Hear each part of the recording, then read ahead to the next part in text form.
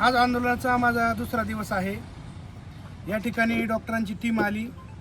मी स्वतःहून अनेकदा चौकशी केली की डॉक्टर आहे की नाही। त्यानंतर पोलीस स्टेशनशी संपर्क केला बाकीच्यांनी कार्यकर्त्यांनी आणि त्यानंतर डॉक्टरांची टीम आली। त्यामध्ये BP माझा 170च्या आसपास होता। त्यानंतर शुगर वाढलेली होती। मग नंतर एक पोलीस स्टेशनमधून मला एक पत्र आलं आणि त्या पत्रामध्ये असं नमूद केलं होतं की हे आंदोलनामध्ये तुम्ही आता कुठलीही पूर्वसूचना न देता हे तुम्ही आम्हाला पत्रव्यवहार न करता सगळ्या गोष्टी तुम्ही आंदोलन केलेलं आहे आणि हे तुम्ही हे करा, थांबवा। त्या संदर्भात मी त्यांच्याबरोबर बोलायला नकार दिला, कारण मला ह्या गोष्टीवरती सही करण्यात मला इंटरेस्टच नव्हता।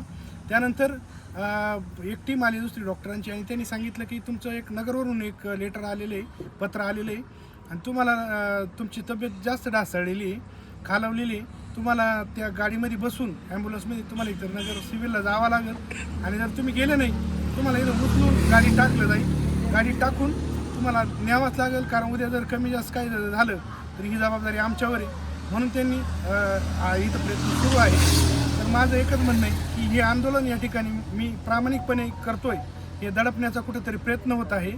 आणि आता डॉक्टरांनी शुगर चेक केली, ती पण 123 आणि BP पण मला वाटतं 156 नॉर्मल आला। त्यांनी एक गोळी दिली मला BPची, ती BPची गोळी घेतल्याच्या नंतर सगळं नॉर्मल झालेलं आहे। परंतु हे आंदोलन कुठेतरी चिघळण्याचं काम चालू आहे आणि मला दवाखान्यात गेलं म्हणजे ते आंदोलन संपलं असं तो सगळ्या गोष्टीवरती पडदा पडन या भूमिकेतून सगळं नियोजन सुरू आहे। मला एकच सांगायचं आहे की मला हा लढा माझा सतत ठेवायचा आहे। जोपर्यंत न्याय मिळत नाही तोपर्यंत मला लढायचं आहे, एवढंच मला सांगायचं आहे। वेळप्रसंगी मला ज्या वेळेला माझी तब्येत खालावल्यासारखं वाटेल किंवा काय अडचण वाटेल, काय त्रास वाटेल, त्यावेळेला मी आरोग्य विभागाला, पोलिसांना नक्की संपर्क करीन की मला त्रास होतोय। त्यामुळं मी प्रशासनाला सहकार्य करण्याची माझी भूमिका आहे। परंतु मला बळजबरीने या गोष्टी करायला लावणं हे मात्र चुकीचं। दुसरी महत्त्वाची गोष्ट अशी, जर वैद्यकीय उपचाराची जर फारच वेळ आली तर इथं मंडपमध्ये देखील वैद्यकीय उपचार घेण्याची माझी तयारी या ठिकाणी घेऊ शकतो।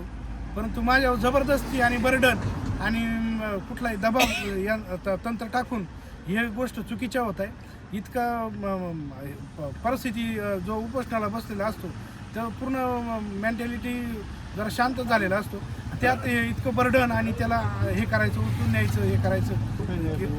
हां, तरी पण मी जरी कुठेही पण मला जर नेलं तरी मी उपचार घेणार नाही। जबरदस्ती केली तर समजूतपणाने जर माझ्याबरोबर समन्वयाची बोलले समजून घे, जबरदस्ती करणं हे चुकीचं आहे हे मला वाटतं।